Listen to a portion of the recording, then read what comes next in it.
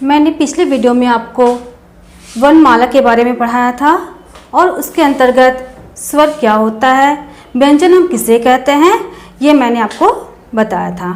तो मैं फिर से आपको एक बार बता देती हूँ कि स्वर के बारे में और व्यंजन के बारे में कि स्वर हम किसे कहेंगे।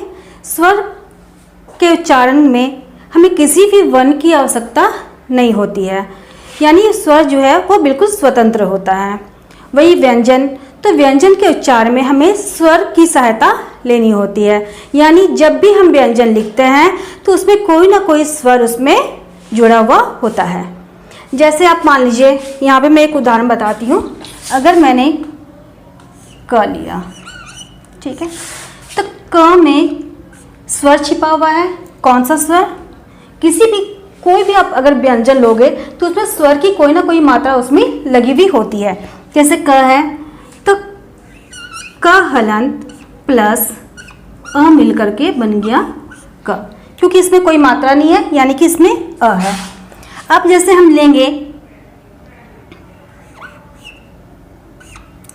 अगर हमने लिया पू, तो इसमें क्या है? प है पहले, तो प हलंत। हलंत क्या होता है? यानी कि हलंत से हम डिनोट करते हैं, जानते हैं कि वो चीज़ जो है, जो हमने लिए हैं व्यंजन, वो आधा है। जब उसमें हम कोई भी स्वर मिलाते हैं तो वो पूरा बन जाता है। अब जैसे पू है हमने, तो प हलंत जोड़ अब ऊ है, यानी कि ऊ स्वर इसमें मिला हुआ है, ऊ की मात्रा है, तो इसमें हम लिखेंगे ऊ। तो क्या मिलके बन गया? पू।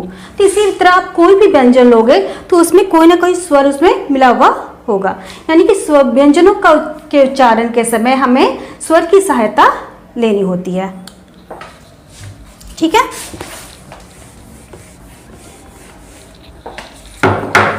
अब यहाँ जैसे पिछले वीडियो में मैंने संयुक्त व्यंजन के बारे में भी बताया था कि क हलंत प्लस स हलंत को मिला के बनता है छ। अब त हलंत जोड़ र हलंत ये मिलकर बनते हैं त्र।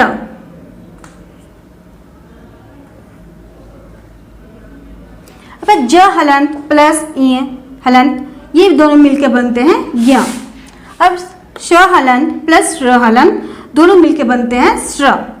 अब द हलंत जोड़ य हलंत दोनों मिलकर बन जाते हैं ध्या। इस तरह से और भी कई संयुक्त व्यंजन होते हैं जो दो वर्णों को मिला करके बनते हैं। अब मैं आपको आज बताऊंगी वर्ण संयोजन करना और वर्ण वियोजन करना, यानी कि वर्णों को मिलाकर लिखना और वर्णों को अलग करके लिखना, उसका विच्छेद करना। तो देखिए यहाँ पर हम आज पढ़ेंगे वर्ण संयोजन। तो चलिए पहले वर्ण संयोजन देखते हैं। तो वर्ण संयोजन किसे कहते हैं? वर्णों या अक्षरों को मिलाने से शब्द या पद बनता है। ठीक है, यानी कि जब हम दो वर्ण को मिलाते हैं तो क्या बनता है? एक पद बनता है या एक शब्द का निर्माण होता है। तो इन्हीं वर्णों को मिलाने की प्रक्रिया को हम लोग क्या बोलते हैं? वर्ण संयोजन। ठीक है, अब कुछ हमने यहाँ पे उदाहरण लिया है, उस उदाहरण के द्वारा मैं आपको क्लियर करूंगी कि ये क्या होता है, कैसे हम इसको वर्ण को संयोजन करेंगे। अब यहाँ देखिए क्या है, जैसे कि मैंने अभी बताया कि कोई भी व्यंजन अगर हम लेते हैं तो उसमें स्वर इंक्लूड होता है। अब यहाँ पे र हलंत जोड़ आ, तो दोनों मिलकर क्या बन गया? रा। रा। अब म हलंत जोड़ अ, यानी कि म में अ स्वर मिलने से क्या बन गया? ये पूरा हो गया, यानी कि म हो गया, तो राम। राम। और अ है तो विसर्ग हमने लगा दिया, तो बन गया रामा। ठीक है, उसी तरह नेक्स्ट है च हलंत जोड़ अ, ये दोनों मिलकर के बन गए च। अब है ल हलंत जोड़ अ, ये दोनों मिलकर के बन गया ल।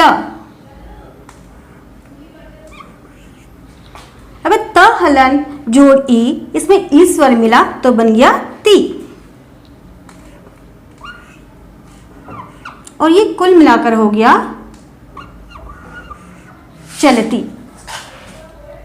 ठीक है, अब है नेक्स्ट क हलंत जोड़ री, तो क में इसमें री की मात्रा जुड़ी हुई है, यानी कि हो गया इसमें क्री। ये बन गया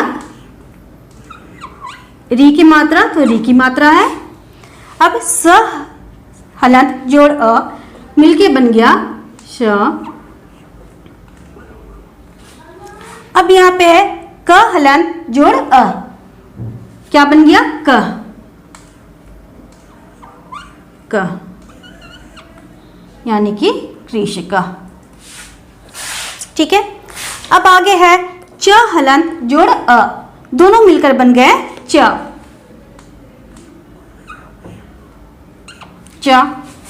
अब यहाँ है क हलंत जोड़ स हलंत। अब यहाँ देखिए संयुक्त व्यंजन में मैंने बताया था क हलंत जोड़ स हलंत बना मिलकर के क्या बनता है छ।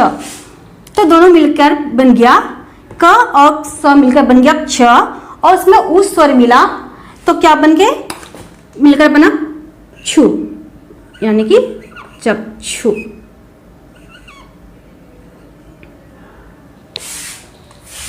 क्योंकि ये दोनों मिलकर बनते हैं छ और उसमें उ की मात्रा है तो हमने उ की मात्रा इसमें लगा दिया तो बन गए चक्षु।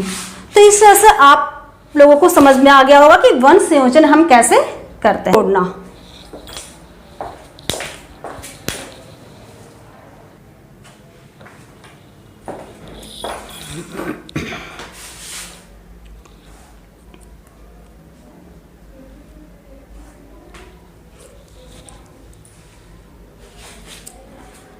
अब हम देखेंगे वर्ण वियोजन।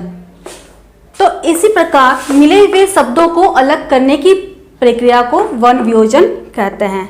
यानी कि जब हम कोई शब्द लेते हैं, अगर उन्हें हम अलग करते हैं, उन्हें उन वर्णों को हम अलग करते हैं तो उसे हम क्या कहेंगे, वर्ण वियोजन। अब जैसे हमने यहाँ कुछ उदाहरण लिया है जिसके द्वारा मैं आपको बताती हूँ कि वर्ण वियोजन हम कैसे करेंगे। जैसे फर्स्ट में है पठती। तो मैंने जैसे आपको अभी बताया कि कोई भी व्यंजन में स्वर छिपा हुआ होता है। तो प को अगर हम तोड़ेंगे तो यहाँ हो जाएगा प हलंत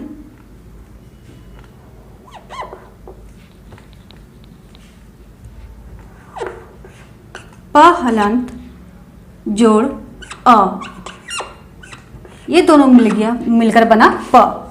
अब है ठ प्लस ठ हलंत जोड़ अ, ये दोनों मिलकर बना ठ। अब है ती है तो त हलंत जोड़, ये है छोटी की मात्रा है इसमें तो हम यहाँ लिखेंगे छोटी की मात्रा, यानी कि बन गया पठती। अब नेक्स्ट है प्रश्न। तो इसमें प है व्यंजन तो हम यहाँ लिखेंगे प हलंत, चूंकि इसमें र है तो हम ये दोनों एक साथ ही प्र है तो प हलंत जोड़ र हलंत जोड़ अ, मिलकर बना प्र। अब श है तो श यहाँ पे आधा है तो हम यहाँ लिखेंगे श हलंत, यानी कि आधा श। अब है न, यानी कि न हलंत जोड़ अ, जोड़ अ, मिलके बन गया प्रश्न। अब यहाँ पे है चक्रम। तो पहले यहाँ पे है च, तो च हलंत जोड़ अ, मिलके बन गया च। अब है क्र। तो पहले क को हम तोड़ेंगे तो क हलंत,